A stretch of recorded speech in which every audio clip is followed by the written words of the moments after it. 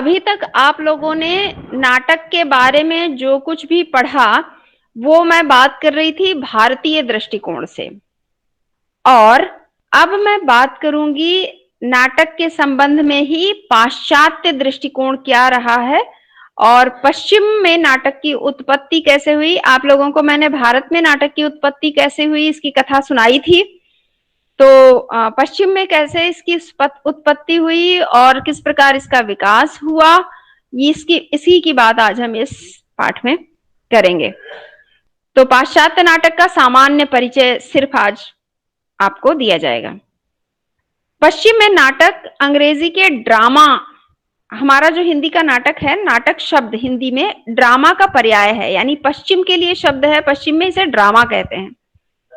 और ड्रामा शब्द का व्युत्पत्ति मूलक अर्थ, अब यहाँ पर व्युत्पत्ति मूलक अर्थ दिया गया, ये नहीं कहा गया कि ड्रामा शब्द की व्युत्पत्ति किससे हुई है। अंग्रेजी का शब्द है तो निश्चित रूप से ही इसकी उत्पत्ति लैटिन से हुई है। जैसे हिंदी में जब हमने पढ़ा तो हमने देखा कि नाटक की व्युत्पत्ति नट धातु नृत्य धातु से मानी जाती है। ठीक उसी तरह से इसका ड्रामा का व्युत्पत्ति मूलक अर्थ होता है कृत या किया हुआ, यानी कि ड्रामा वह है जो पहले हो चुका है, किया जा चुका है, अर्थात जो घटना घटी है उसी को मंच पर दिखाया जा रहा है, जो घटना घट चुकी है। अब आप देखिए, जब कृत और किया हुआ आ गया यहां पर, तो इसका मतलब ही है कि ड्रामा को वो लोग अनुकरण मूलक विधा मानते हैं, अर्थात ड्रामा में किसी भी चरित्र का अनुकरण किया जाता है। जब उस चरित्र को कोई अभिनेता रंगमंच पर प्रस्तुत करता है तो वो अभिनेता उस चरित्र के हाव भाव को उसका अनुकरण करके उसे प्रस्तुत करता है। तो इस तरह से पश्चिम में ड्रामा को अनुकरण मूलक काव्य कहा जाता रहा है। डॉक्टर श्याम सुंदर दास ने पाश्चात्य विचारक गिलबर्ट मूरे का उदाहरण देते हुए बताया है कि प्राचीन यूनान में, अब आप देखिए एक बात ये भी है, आज जब हम पाश्चात्य संस्कृति की बात करते हैं आज के समय में, तो इसका मतलब हम यूरोप अमेरिका सबसे लेते हैं। लेकिन जब साहित्य में पाश्चात्य विचारों की बात की जाती है तो यूनानी जो साहित्य है, रोम का जो साहित्य है, उसकी बात ही की जाती है। अमेरिका तो बहुत बाद में, ये बाद की बात है, इनका विकास इस बहुत बाद में हुआ है। तो प्राचीन यूनान में धरती की उर्वरा शक्ति के अधिपति, अब आप देखिए यहाँ पर डायोनिसस किसके देवता हैं? धरती के देवता हैं। वहां पर भी हमारे देश की तरह ही प्रकृति के अलग अलग अंगों को अलग अलग देवताओं से संबंधित किया जाता रहा है। तो धरती की उर्वरा शक्ति के अधिपति मतलब स्वामी डायोनिसस, इनके अनुकरण में जो नृत्य किया जाता था उसी से करुण रसात्मक नाटक की उत्पत्ति हुई। अब यहां पर जो पहली विशेषता पश्चिमी नाटक की पाश्चात्य नाटक की आ गई वो करुणता है। पाश्चात्य नाटक दुखांत हुआ करते हैं, या यूं कहें कि दुखांत नाटकों को ही सबसे अच्छा उच्च कोटि का नाटक पश्चिम में दुखांत नाटकों को माना जाता रहा है। तो करुण रसात्मक नाटक की उत्पत्ति डायोनिसस के अनुकरण में किए जाने वाले नृत्य से हुई। अब आप तुलना कीजिए, जब मैंने आपको लोक नाट्य पढ़ाया था, रामलीला और रासलीला पढ़ाई, तब आपने देखा कि रामलीला क्या है? राम के चरित्र का अनुकरण। कृष्ण लीला क्या है? कृष्ण के चरित्र का, मतलब रासलीला कृष्ण के चरित्र का अनुकरण। कृष्ण जो रास करते थे गोपियों के साथ, वही रासलीला लोक नाट्य के रूप में आज भी हुआ करता है। ठीक वैसे ही यूनान में भी डायोनिसस देवता के अनुकरण में जो नृत्य किया जाता था उसी से वहां के नाटक की उत्पत्ति हुई मानी जाती है। तो ये एक दो बातें समान हो गई, एक दो बातें। और एक बात की, वहां का जो नाटक है वो करुण रसात्मक हुआ करता है। हमारे यहाँ मुख्य रस कौन कौन से हैं? श्रृंगार, या वीर, इन्हीं दो में से कोई एक मुख्य रस हो सकता है। बाकी सारे गौण रस के रूप में आ सकते हैं, बाकी सारे रस।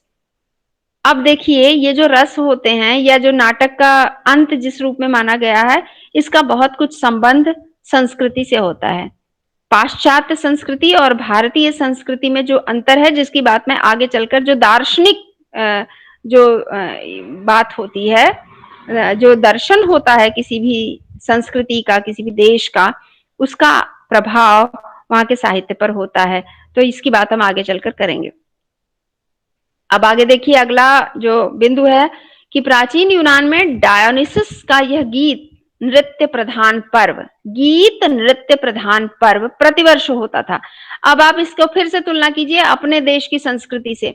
डायोनिसस देवता है धरती की उर्वरा शक्ति से, शक्ति के स्वामी हैं वो, और उन्हीं के अनुकरण में नृत्य जो किया जाता था वो नाटक हुआ, और वो नाटक, वो नृत्य प्रधान पर्व प्रतिवर्ष होता था। अब आप अपने यहाँ देखिए, अपने यहाँ भी तो हर साल कुछ एक ऐसे पर्व हैं, उत्सव हैं जो कृषि से संबंधित हैं और प्रतिवर्ष होते हैं। भारत के प्रत्येक प्रांत में अलग अलग तरीके से उन्हें मनाया जाता है, और अधिकतर नृत्य प्रधान पर्व ही होते हैं। आप बिहू ले लीजिए, आप ओणम ले लीजिए, इस तरह के जो अलग अलग प्रदेशों के पर्व हैं, ये सारे कृषि से, आप लोहरी ले लीजिए, जो भी हैं आप याद कीजिए, एक साथ साल में उसी दिन और एक जैसे कृषि से संबंधित हैं, नृत्य प्रधान हैं। तो ये भारतीय और पाश्चात्य जो बातें हैं वो एक समान पाई जाती हैं। और इसके अतिरिक्त क्या था, प्रख्यात वीरों की स्मृति में, एक तो प्रतिवर्ष डायोनिसस का अनुकरण, और दूसरा प्रख्यात वीरों की स्मृति में भी समय समय पर उत्सव मनाए जाते थे। और अनुकरण द्वारा यह दिखाया जाता था कि इन वीरों ने कितने कष्ट सहे और कितनी दारुण यातना के साथ उन्होंने मौत का वर्ण किया। अब आप देखिए, यहाँ पर अनुकरण द्वारा नाटक में पूरे क्या दिखाया जा रहा है कि वीर है वो, लेकिन वीरों ने भी कष्ट सहे हैं, उन पर यातनाएं हुई हैं, उनको कष्ट दिया गया है, और अंत में उन्होंने मौत का वर्ण किया है। अभी आपने थोड़े ही समय पहले, पिछले हफ्ते, भारतीय नाट्य पढ़े, उसमें आपने देखा कि कितने भी संघर्ष आए नायक के जीवन में, लेकिन अंत तो सुखांत ही होगा। नाटक का फल नायक को मिलेगा, और जब फल प्राप्त होगा वहीं पर नाटक की समाप्ति होगी। ये अंत का जो अंतर है, ये भी भारतीय और पाश्चात्य नाटक में देखने को मिलता है। पाश्चात्य नाटकों के बारे में आगे हम और देखते हैं कि इनकी क्या विशेषता होती है। तो ये है, यूनान का जो आदिम नाटक है वो नृत्य, गीत और अनुकरण के तत्वों से समन्वित होता है। इसके साथ साथ मृत्यु, पीड़ा, हिंसा और हत्या, ये घटनाएं भी पाश्चात्य नाटकों में भरी हुई होती हैं। आज भी, जो अभी तो परिवर्तन आया है, लेकिन आदिम जितने थे उन सब में ये सबसे ज्यादा। और हमारा जो संस्कृत का नाटक है, हमारा जो भरत मुनि के नाट्य शास्त्र में जो नाटकों के लक्षण बताए गए हैं, उसकी कथा कैसी होनी चाहिए, कौन से दृश्य रंगमंच पर प्रस्तुत होने हैं और किन दृश्यों को वर्जित किया गया है, उनकी बात जब होती है तो उसमें यही बताया गया, मृत्यु का दृश्य नहीं होगा, किसी का वध नहीं दिखाया जाएगा, युद्ध नहीं दिखाया जाएगा। तो जो हमारे यहाँ नहीं दिखाया जाना है, जो हमारे भारतीय दृष्टिकोण से जो वर्जित दृश्य हैं, वो वहां पर पाश्चात्य नाटकों में वो दृश्य भरे हुए दिखाई देते हैं।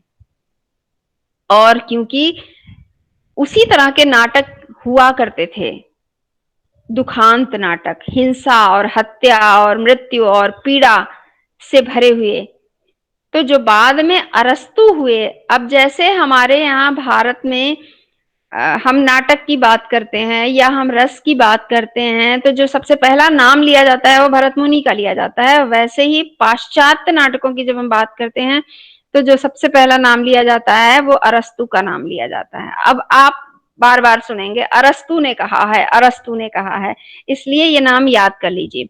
तो अरस्तु द्वारा प्रतिपादित त्रासदी, त्रासदी नाटक का एक प्रकार है, जैसे अभी मैं बता रही थी ट्रेजिक नाटक होते हैं, ट्रेजेडी कहा जाता है उनको अंग्रेजी में, और हिंदी में उसी से शब्द बना है त्रासदी। तो अरस्तु ने जिन त्रासदी नाटकों की बात की है और जिन्हें सर्वोत्तम माना है, वे त्रासदी नाटक यूनान के इन आदिम नाटकों से ही अपना स्वरूप ग्रहण करते हैं। फिर आदिम की बात के बाद आगे चलकर मध्य युग आया। मध्य युग में पुनरुत्थान होता है नाटकों में, थोड़ा परिवर्तन आता है लेकिन ज्यादा फिर भी नहीं आता है।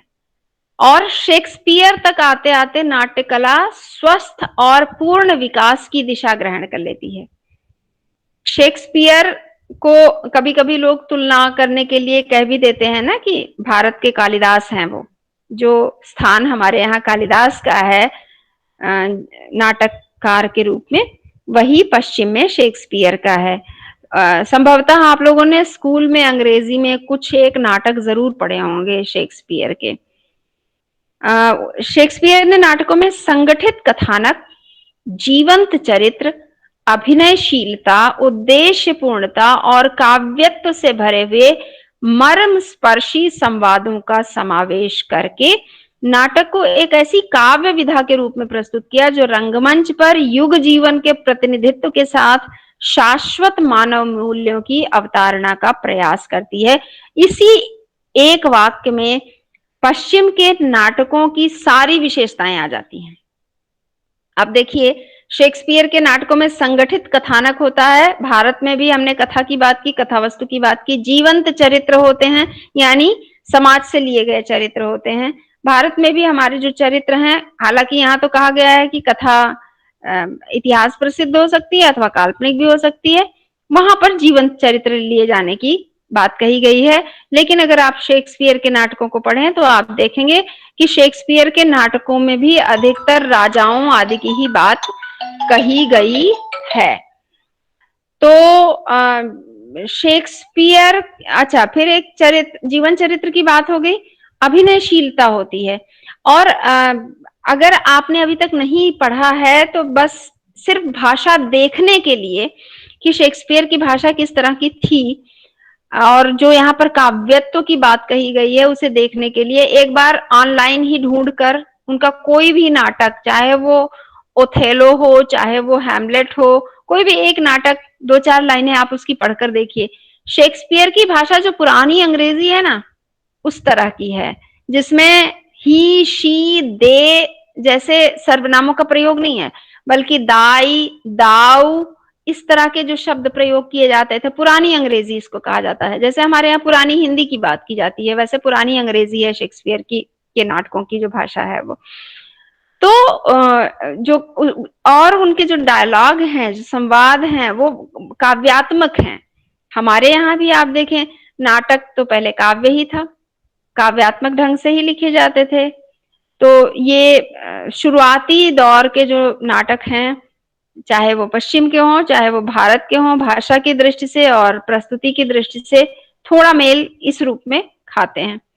अभिनयशीलता जबरदस्त है, उद्देश्यपूर्ण तो निश्चित रूप से होते थे, लेकिन उनका उद्देश्य जो होता था वो ट्रेजेडी वाला उद्देश्य होता था, और जिसके लिए अरस्तु ने एक शब्द का प्रयोग किया है, वो शब्द है त्रुटिच्युत। जो त्रासदी नाटक हैं उनके लिए यही कहा जाता है कि जो उस नाटक का नायक होता है उससे जीवन में, अब जैसा आप देख रहे हैं शेक्सपियर के नाटकों के चरित्र जो हैं वो जीवंत चरित्र हैं, तो उसके जीवन में, वो जो मुख्य चरित्र है उसके जीवन में कोई एक ऐसी घटना हो जाती है, ऐसा क्षण आता है जब उससे कोई गलती हो जाती है, भले ही वो गलती अनजाने में हुई हो, तो वो जो गलती हो जाती है उस गलती की वजह से आगे चलकर संघर्ष भी उसके होते हैं और सब कुछ खत्म भी हो जाता है। तो जो त्रासदी नाटक हैं, जो अरस्तु का दर्शन कहता है, वो ये कहता है कि व्यक्ति से अगर कोई गलती हो जाती है तो उसकी सजा उसे ईश्वर अवश्य देता है। और उनका ये मानना था कि अगर हम नाटकों में बिल्कुल वही नहीं दिखाएंगे जो जैसा हमारा यथार्थ जीवन है, तो उसका प्रभाव दर्शकों पर नहीं पड़ेगा।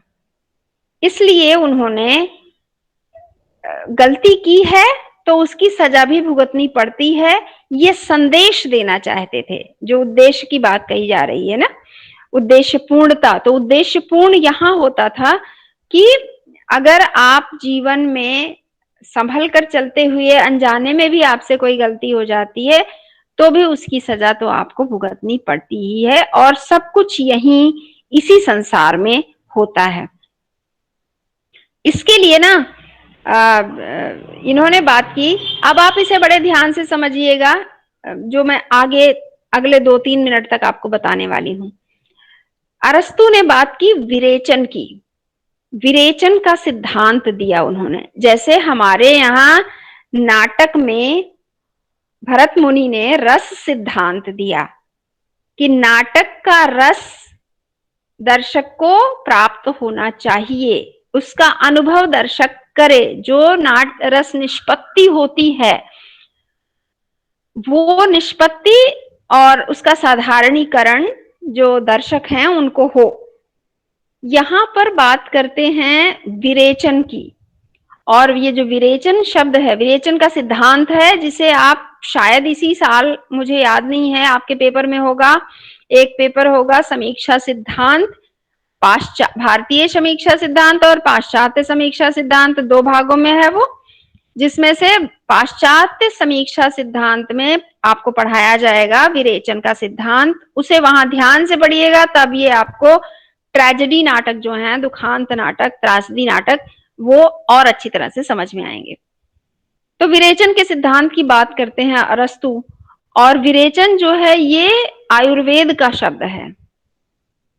आयुर्वेद में रेचन एक क्रिया होती है, और वो रेचन क्रिया होती है कि जैसे किसी को की कोई रोग है किसी को, उसे ठीक करने के लिए उसे एक ऐसी दवा दी जाती है, पिलाई जाती है कि उसका शरीर अंदर से उसकी वो साफ हो, मतलब एक तरह से जिसको कहता है ना, अगर हम कहें तो जुलाब देना टाइप का कुछ होता है, तो रेचन क्रिया कराई जाती है।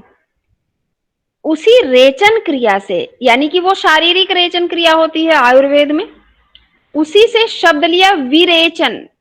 अब देखिए रेचन शब्द में वी उपसर्ग जोड़ा, और वी का मतलब होता है विशेष रूप से। जो उपसर्ग है वो जिस शब्द के साथ जुड़ जाता है उस शब्द के साथ विशेष जुड़ जाता है। तो अब ये विशेष प्रकार का रेचन होता था। कैसा रेचन होता था कि देखिए, जब दर्शक मंच पर किसी एक व्यक्ति, भले ही वो व्यक्ति राजा ही क्यों ना हो, किसी एक व्यक्ति के जीवन की कथा देख रहा होता है, और वो देखता है कि उसका वो जो प्रिय राजा है, मान लो कि राजा की कथा चल रही है, पाश्चात्य ही है कोई, तो वो जो उसका प्रिय राजा है उससे अनजाने में एक गलती हो जाती है, और उस गलती के कारण उसे बहुत सारे कष्ट उठाने पड़ते हैं। जैसा अभी देखा है ना कि दारुण यातना से गुजरना पड़ता है, उसको बहुत कष्ट उठाने पड़ते हैं, उसके पीछे षड्यंत्र होते हैं, उसे अलग अलग प्रकार से कष्ट दिया जाता है, और अंत में वह संघर्ष करते हुए मृत्यु को प्राप्त होता है।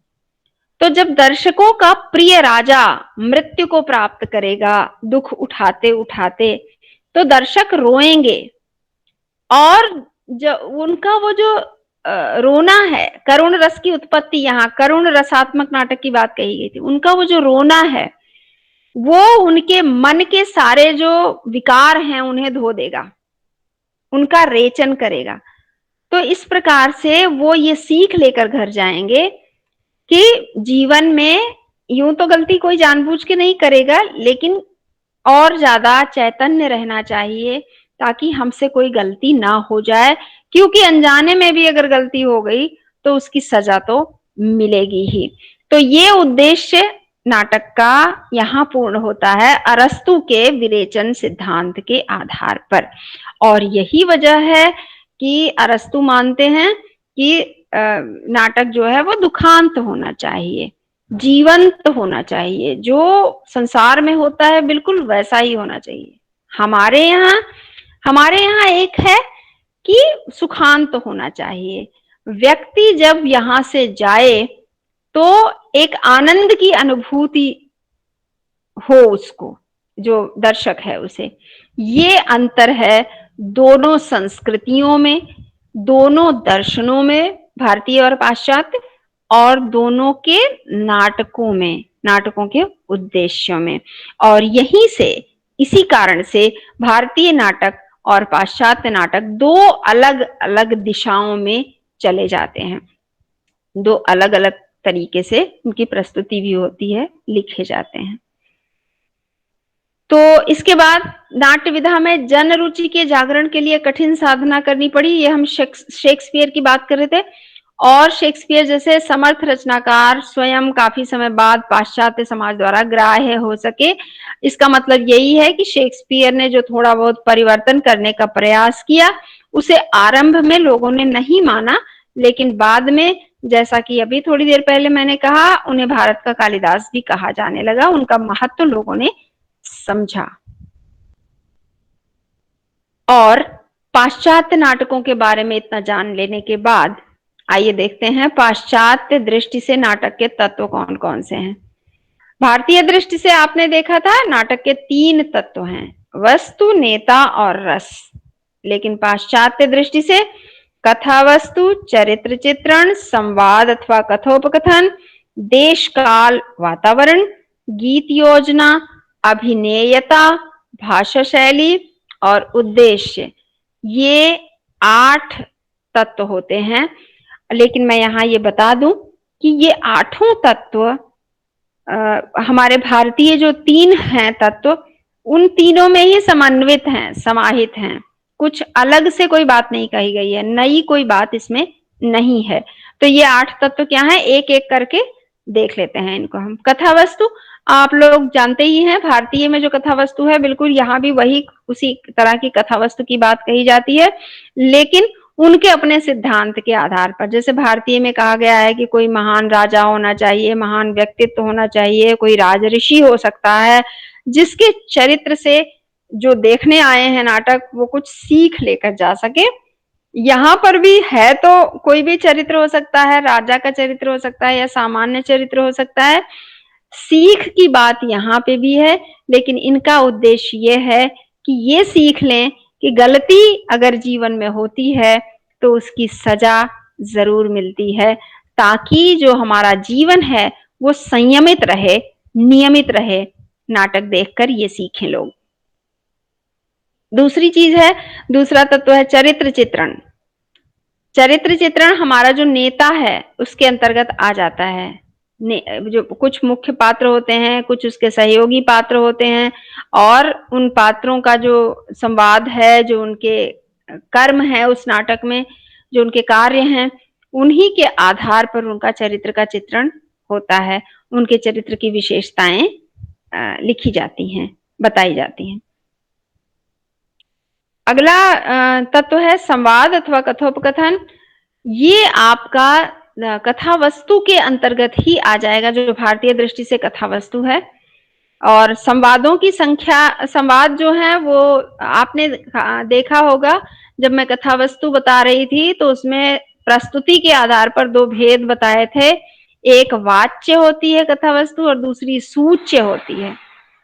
तो जो सूच्य कथा होती है उसमें संवाद नहीं होते हैं, लेकिन जो वाच्य कथा होती है उसमें संवाद ही होते हैं, जो प्रस्तुत किया जाता है पात्रों के माध्यम से। तो उनकी जो अपनी बातें होती हैं, जो आपस में वार्तालाप करते हैं, वही संवाद होते हैं। तो ये हमारा, ये संवाद और कथोपकथन एक ही चीज है, जो भारतीय कथा वस्तु के अंतर्गत समाहित है। फिर है देश काल वातावरण। जैसा कि आपने पहले भी कहानी और उपन्यास के संबंध में भी पढ़ा होगा कि जो उपन्यास अथवा कहानी होता है वो देश काल वातावरण उसका कैसे क्या होता है, उसी प्रकार यहाँ पे भी है कि देश काल और वातावरण ये जो है, ये जो नाटक लिखा जा रहा है जिस जगह का लिखा जा रहा है, जिस जगह के पात्र हैं, जिस समय के पात्र हैं, नाटक का जो परिवेश है वो उसी तरह का दिखाया जाना चाहिए। अब परिवेश कौन सा? जब उसका मंचन हो रहा है तो मंच पर जो परिवेश बनाया जा रहा है, जो साज सज्जा की जा रही है। अब जैसे इसे इसको समझिए, आप लोगों ने फर्स्ट ईयर में एक एकांकी पढ़ा था। नाटक की बात मैं नहीं कर रही हूँ, एकांकी भी उसके जैसा ही है। आपने देखा होगा एकांकी में जब धर्मवीर भारती बात करते हैं तो कहते हैं ना कि दिवाकर बैठा हुआ है आवाज अखबार के ऑफिस में, वहां पर एक कुर्सी है, एक मेज है, एक पियानो रखा हुआ है, एक टाइपराइटर रखा हुआ है, कुछ फाइलें पड़ी हुई हैं बेतरतीब सी, इस तरह का वर्णन करता है वो। तो ये क्या बता रहा है, अगर कि ये एक अखबार का ऑफिस है, फाइलों का होना, टाइपराइटर का होना, वो पहले का समय है, कंप्यूटर नहीं आया रहा होगा उस समय। तो ये उस ऑफिस की बात बताई जा रही है कि कथा के अनुरूप ही वहां का परिवेश है, कथा के अनुरूप ही परिवेश होना चाहिए, यानी वातावरण, उसका मंच पर उसकी प्रस्तुति होनी चाहिए।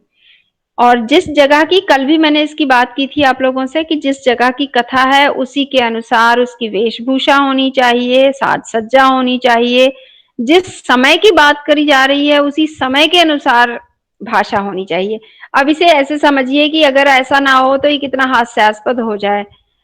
मान लीजिए कि कोई कथा दिखाई जा रही है महाभारत काल की, महाभारत ही ले लीजिए। अभी थोड़े दिनों पहले महाभारत की प्रस्तुति हुई थी, रामानंद सागर वाले, अरे बी आर चोपड़ा वाले महाभारत की। अभी आज एक दूसरा भी महाभारत बीच में आ रहा था, मैंने देखा था, शायद एकता कपूर वाला महाभारत। अभी एकता कपूर वाले महाभारत के जो पात्र हैं, आज उसकी स्क्रिप्ट लिखी गई है, आज उसकी प्रस्तुति हो रही है, और आज की जो हमारी भाषा है, हिंदी नहीं बल्कि इंग्लिश हो गई है, खिचड़ी भाषा। अब अगर महाभारत के पात्र भी इंग्लिश बोलने लगे, हिंदी अंग्रेजी मिलाकर, तो क्या वो अच्छा लगेगा? नहीं। अर्थात समय के अनुसार, जिस समय का नाटक प्रस्तुत किया जा रहा है उसी के अनुसार उसकी भाषा होनी चाहिए, वेशभूषा उनकी उसी के अनुसार होनी चाहिए, उसी के अनुसार पात्रों का चयन होना चाहिए, और उसी के अनुसार साज सज्जा होनी चाहिए। कभी कभी ये गलती भी हो जाती है, पता नहीं मैंने आप लोगों से बात की थी या नहीं की थी, किसी क्लास में तो मैं बता रही थी कि एक बार कोई, मुझे लगता है महाभारत में ही था ऐसा, जब पहले दिखाया गया था कि उसका युद्ध दिखाया जा रहा है, कुरुक्षेत्र दिखाया जा रहा है, और दौड़ रही हैं सेनाएं हैं, घोड़े सब दौड़ते हुए एक दूसरे पर हमला करने के लिए दौड़ रहे हैं। अचानक बीच में ये काले रंग की सड़क दिख जाती है, डामर रोड। एडिटिंग की गलती दिख गई, अब उस समय तो डामर रोड था नहीं। तो अगर कुरुक्षेत्र में उस युद्ध के मैदान में ये सड़क दिखा दी जाए तो इसका मतलब है कि वो गलती है, और कोई ना कोई तो वो गलती पकड़ ही लेगा। तो इन चीजों से ही बचना चाहिए, तभी असली जो यथार्थ परिवेश है उस कथा का, उस नाटक का, उसे सृजित कर पाएगा लेखक और निर्देशक। नाटक का मंचन के समय निर्देशक, लिखते समय नाटककार। तो देश काल वातावरण बहुत महत्वपूर्ण होता है किसी भी नाटक के लिए, चाहे वो भारतीय हो या पाश्चात्य हो। फिर होता गीत योजना। नाटकों में गीत योजना की भी आवश्यकता होती है, क्योंकि नाटक थोड़ा लंबे चलते हैं, 2 से ढाई घंटों में उसकी प्रस्तुति होती है, और अगर खाली कथा कथा ही और संवाद ही संवाद दिखाए जाएंगे तो शायद दर्शक ऊब जाएं। हालांकि ऐसा नहीं भी हो सकता है कि ना भी ऊबे, क्योंकि आप लोगों ने देखी होगी, शायद एक मूवी आई थी अ वेडनेसडे, हिंदी मूवी है, नाम अंग्रेजी में है। अ वेडनेसडे में एक भी गाना नहीं है, लेकिन उसकी कथा इतनी प्रभावी है कि उसे देखते हुए हमें याद भी नहीं आता कि इसमें अभी तक गाना नहीं आया। हम इस तरह उस कथा के साथ चलते हैं, बहते चले जाते हैं। लेकिन नाटक के लिए गीत योजना का अनिवार्य तो नहीं, लेकिन आवश्यक मानी गई है। अगर गीत होंगे तो दर्शकों को उसका आनंद आएगा, दर्शक उससे बंधे रहेंगे। और फिर है कि नाटकों में अभिनेयता होनी चाहिए, और अभिनेता की बात मैंने भारतीय दृष्टि से भी की हुई है, कल भी थोड़ी बात करी थी, पहले भी कर रही थी मैं, कि नाटक लिखते समय लेखक को ये ध्यान रहना चाहिए कि जिन अंकों का, जिन दृश्यों का वो सृजन कर रहा है वो ऐसे हों जिनको मंच पर प्रस्तुत किया जा सके, चाहे वाच्य रूप में चाहे सूच्य रूप में। अगर वो उसमें कुछ ऐसा है कि जिसका मंचन नहीं किया जा सकता, तो अभिनेता की दृष्टि से उस नाटक को अच्छा नहीं माना जाएगा। भाषा शैली की बात है तो कथा वस्तु और संवादों के साथ ही भाषा की भी मैंने बात कर दी, पात्रानुरूप भाषा होनी चाहिए। और उद्देश्य, अभी अभी मैंने थोड़ी देर पहले बात की, पाश्चात्य का उद्देश्य ये है कि व्यक्ति ये संदेश लेकर जाए, दर्शक ये संदेश लेकर जाए कि अगर जीवन में अगर गलती होती है तो उसकी सजा मिलती है, अर्थात जैसे हमारे कर्म होंगे हमें उसका फल भी वैसे ही मिलेगा। भारतीय नाटकों का उद्देश्य है कि नायक जिस कर्म के को लेकर कार्य का आरंभ करता है, नाटक का आरंभ होता है, अंततः सारे संघर्षों के बाद उसे नाटक का फल प्राप्त होता है, तो वहां उद्देश्य की पूर्ति नाटक में होती है। इसके बाद एक और जो तीसरी बात, एक नई बात है जो भारतीय नाटककारों ने भरत मुनि के समय में या नाट्य शास्त्र में जिसकी बात नहीं की गई थी, वो है पश्चिम की संकलन त्रय की अवधारणा। ये संकलन त्रय क्या है? देखिए, तीन चीजों का संकलन बहुत आवश्यक है, और यहाँ संकलन से अर्थ है एकता। तो कार्य संकलन, स्थान संकलन और समय संकलन, इन तीन चीजों का होना बहुत आवश्यक होता है।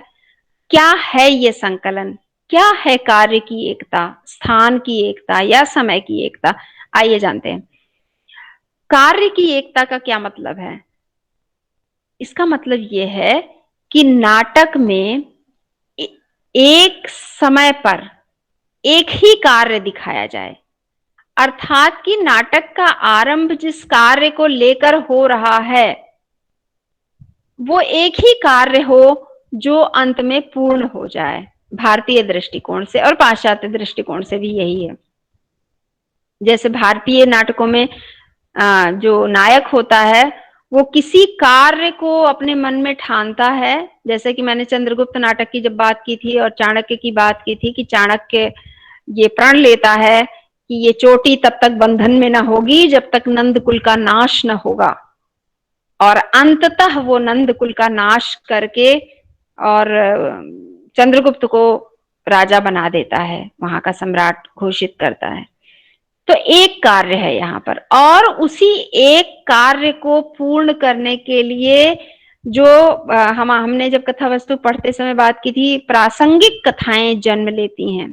तो उस एक ही आधिकारिक कथा के विकास के लिए, उस कथा को बल देने के लिए, उसे विस्तार देने के लिए कुछ कुछ प्रासंगिक कथाएं जन्म लेती हैं, पर वह निश्चित रूप से कार्य नहीं हुआ करती हैं नाटक का, नायक की दृष्टि से, कार्य संकलन की दृष्टि से। तो एक कार्य होना चाहिए, ये है कार्य की एकता।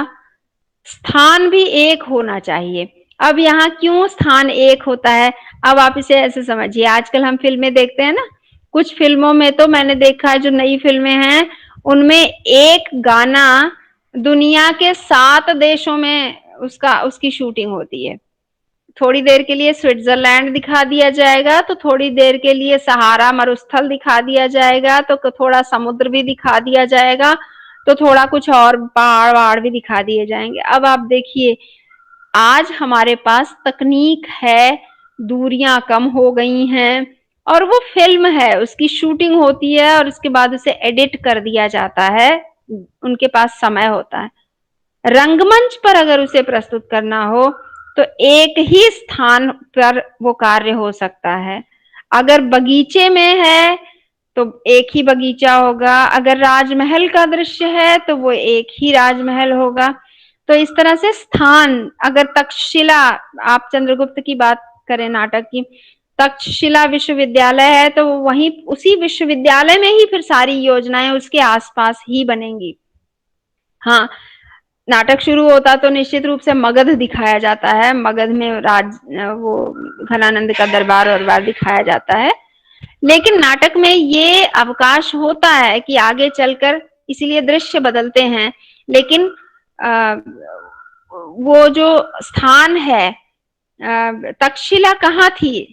नालंदा विश्वविद्यालय, ये नालंदा तो बिहार में ही था, तक्षशिला की दूरी है। लेकिन 25 वर्षों का समय है ये जो नाटक है चंद्रगुप्त, जब शुरू होता है और जब कार्य पूर्ण होता है, उस पूरे नाटक का समय जो असली का समय है, जब असली में वो जब घटित हुई होंगी घटनाएं, तो 25 वर्ष लगे थे चाणक्य को चंद्रगुप्त को बड़ा करके और पढ़ा लिखा कर और प्रशिक्षित करके राजा बनाने में। पर यहाँ तो नाटक 2 घंटे में पूरा करना है। और यही वजह है कि चंद्रगुप्त के नाटकों पर यह आरोप लगता रहा है कि ये अभिनेता की दृष्टि से वो उतने सफल नहीं है। लेकिन चंद्रगुप्त ने, अच्छा, जयशंकर प्रसाद ने इसका जवाब भी दिया था कि हमारे पास टूल्स हैं, हमारे पास उपकरण हैं उसे दिखाने के लिए। हम उन घटनाओं को सूच्य रूप में दिखा सकते हैं, हम उन्हें जाते हुए वो 25 वर्ष कहकर भी दिखा सकते हैं, किसी अन्य माध्यम से भी दिखा सकते हैं। वो दूरी जो है वो भी सूचना दी जा सकती है उसकी। तो पश्चिम वाले मानते हैं, पश्चिम पाश्चात्य नाटककार जो हैं और चिंतक जो हैं, वो कि स्थान का संकलन, स्थान एक होना चाहिए, स्थान की एकता होनी चाहिए। भारत में भी माना जाता है, लेकिन कुछ नाटक ऐसे हैं जिनमें ये एकता नहीं है, दूरियां भी हैं। जैसे मैंने चंद्रगुप्त की बात की, इसके अतिरिक्त भी है मोहन राकेश के नाटक हैं, जैसे आषाढ़ का एक दिन।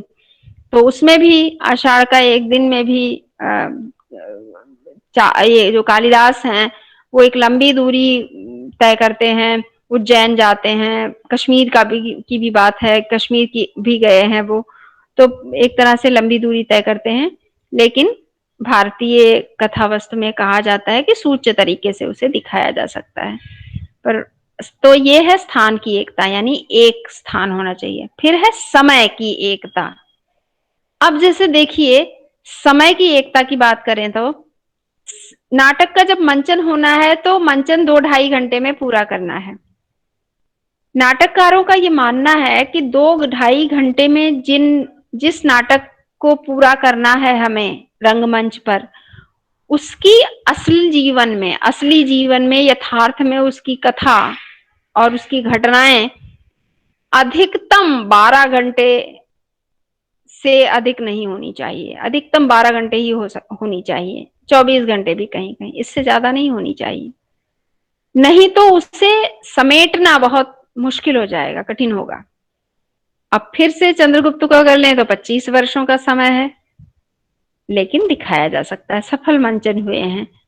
तो पश्चिम के नाटककार इस संकलन त्रय की बात करते हैं, लेकिन बाद के पश्चिम के ही नाटककार ने कह दिया कि यह संभव नहीं है कि एक ही स्थान पर घटना हो, एक ही समय में हो या एक ही कार्य हो। तो बाद में इसको उन लोगों ने ही नकारा है। तो इस प्रकार संकलन त्रय की धारणा जो पश्चिम से आई थी, उसे पश्चिम वालों ने ही आगे चलकर नकार दिया। तो ये है पाश्चात्य नाटक का स्वरूप, जिसकी चर्चा मैंने आज आपसे की।